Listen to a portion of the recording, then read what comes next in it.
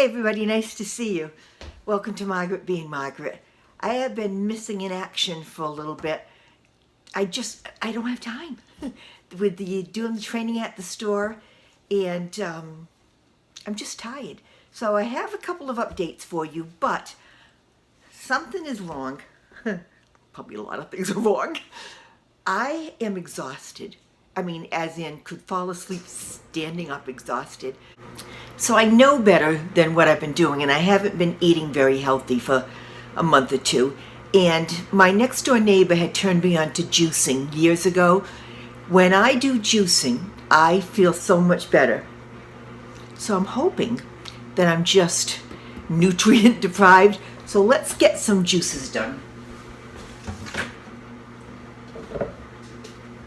I'm ashamed of myself for not doing this because it doesn't take that much time.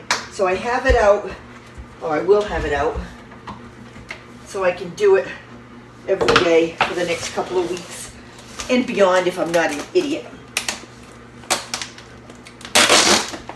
Usually I'm an idiot. Come on over. I sent away for a new tracker so that it can follow me a little bit because I don't like this having to grab it. Also, I am working to get my microphone back. The one I've got, that I broke twice, it's so good if it wasn't broken. And it's my fault because I'm too rough. I don't know how. So I've been emailing. Isn't that the stupidest thing? It's 2 days to get every response. But I've been emailing back and forth with the company, and they're going to have some new USB connections available in a week. So I'm going to keep one of the two things they sent me and buy some connections and see if I can not break them. That's what I've been working on. Let's see if we can get this juicer thing so that you can see what I'm doing. So by the end of the month, hopefully they're going to send me some replacement parts. All right, when I juice, I do not like it. I do not like it at all. However, I can make anything taste good with pineapple juice. So that's what I do. And then I'm okay. All right, so celery, let me get a knife. Excuse me. I do celery. What are you doing? I haven't done this for so long, I have to think about what I'm doing. All right, celery. That's probably enough. I don't want to kill myself. Spinach. That's never enough. Give myself some vitamins. All right, so spinach, celery. I'm going to throw in some blueberries. I've never done that before, but that would be good for me. All right, blueberries, and then my pineapple juice to make it all palatable. You do what you gotta. And it is all natural, no sugar added. So Kim, if you watch this, I'm doing the best I can. I'm actually looking forward to it. Something's got to give. I can't walk around comatose all the time.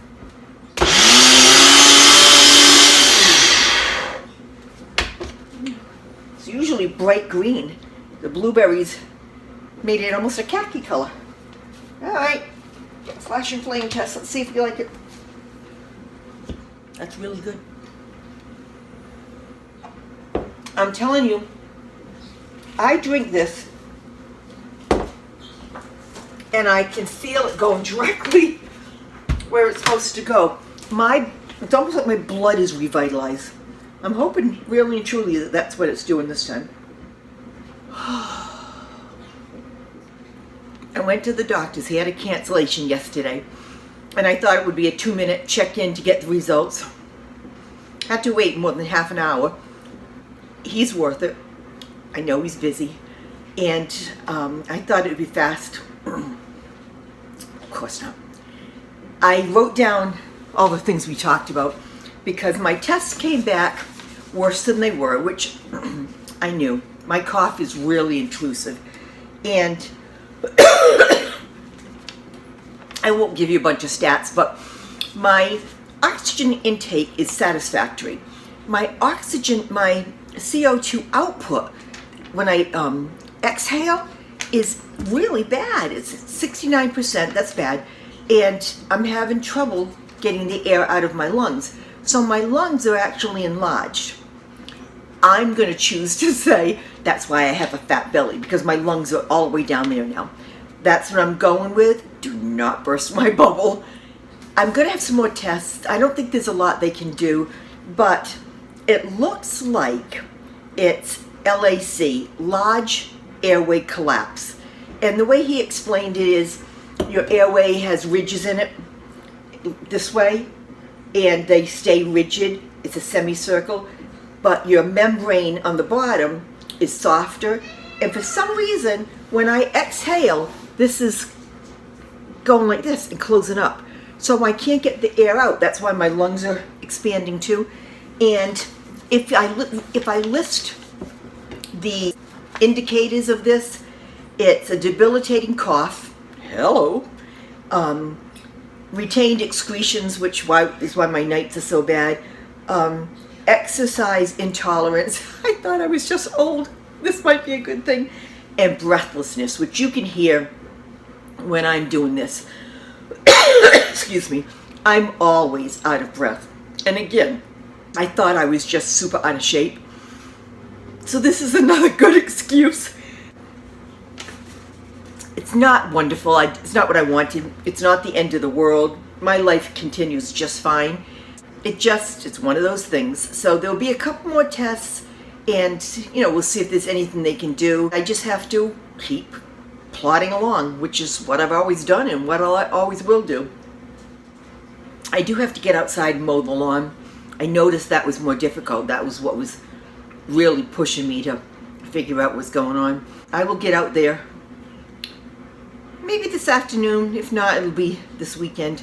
Get the lawn mowed. I still have to get all the weed stuff put down to kill all the weeds, but that requires my 40-pound backpack, and that requires a day when I feel like it. Not really, I can do that, but it requires a day that's not windy, and we haven't had one of those for a week. So I just came home from work today. I was pouting, so they let me go. And tomorrow I have to work, but it's going to be rainy, so I might be able to hit the outside Sunday, depending if it's windy or not. We had minor excitement in town. There's a black bear in this town, in the neighboring town. We don't have bears around here. Once every 5 years you'll hear it. My sister called to tell me there was one at the hospital where she works in the parking lot. So she called my son Michael, who has an area of expertise there because he has lived in Yellowstone for so many years, and he is a bear aficionado. And she said that she called him from the hospital, and some nurses were listening, and she just said, "Hey Michael, give me the what I'm supposed to do if I walk outside and there's a bear." And she said all the nurses heard her go, "Michael, I'm not going to make friends with the bear," because that was Michael's advice. And he asked her where she thinks bear hugs come from. Yeah, that's what happens when you ask my son for advice. Make friends with the bear. In work this week, maybe tomorrow, I have to take down the decorations that are up, and those are the umbrellas with the raindrops. It's my favorite decoration of all time, and it's the last time I'm going to use them. I don't want to take them down. But we have Memorial Day in a weekend, then we have Flag Day in June, then we have 4th of July. So we will put up patriotic stuff that will get us right through till August when it's already back to school, which I hate talking about when they haven't even got out yet. Hey, come on. Everybody always says I don't spend enough time talking with you. I'm not going to give you any. They're afraid of my drink. I think my washing machine is throwing a fit. You hear it? Juice was good, but it wasn't lunch. I'm going to grab myself a bagel. Then I always throw these in the freezer. It only takes a second to defrost, and then if I don't want one for a couple of days, I'm not wasting them. One of the things, I think I've said it before, with my breathing problems, I had the air quality tested in the house quite a few years ago now, and it came back way too high for cleaning products, and they're just not good for you. I switched over to vinegar. I use vinegar to wash the floors, to wash just about everything. Right now, I have my sponge that I throw in the dishwasher all the time with a little bit of Dawn dishwashing detergent on it. One of the biggest things they told me not to use was a Swiffer, because I guess that stuff is really not good at all for breathing. Just an FYI. I was in the salon the other day, and Bree, my salon coordinator, my young girl, and I were talking, and I always feel, what a shame that you don't learn when you're younger. You start to get it all together when you're so old, it doesn't matter, I think. But she was talking about not wanting to do something, and I said what I always say no. No is a sentence. You don't need to say because or why. Just say no. And if you're not miserable when you say it, it's no. You know, do you want to do this? I'd like you to know. And when they say why, it's just, I'd rather not. There you go. That's all you owe anybody. And she's working on it very hard. But I remember being younger, agonizing over how to get out of something. Oh, you know, they're going to ask me to do this. I just don't want to. And you feel so badly. And it's like, I don't want to hurt their feelings. Well, I think as you get older, you realize, first of all, if they have hurt feelings, that's on them, as long as you're not rude. And second of all, you're just as important as the person who's asking you to do something. I say no to everything.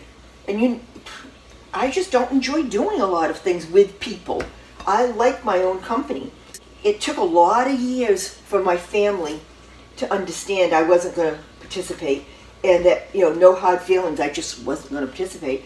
And they did not like it. But as we've all gotten older, it's like, oh. And I remember my mother doing the same thing when we invited her somewhere and she didn't want to go, and being absolutely flummoxed about, Ma, why would you rather sit home and do nothing? And now I go, I'd rather sit home and do nothing.